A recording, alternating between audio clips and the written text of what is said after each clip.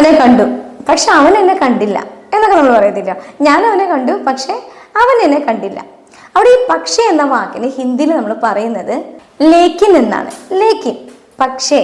Okay, ലേക്കിൻ മാത്രമല്ല കേട്ടോ, പർ, മഗർ ഇതെല്ലാം ഈ ഒരു പക്ഷേ എന്ന വാക്കിന് സ്യൂട്ടായി വരുന്ന വാക്കുകളാണ്. ഓക്കെ, അപ്പൊ ഞാൻ എന്താ പറഞ്ഞത്? ഞാൻ അവനെ കണ്ടു പക്ഷെ അവൻ എന്നെ കണ്ടില്ല. मैंने उसे देखा लेकिन उसने मुझे नहीं देखा.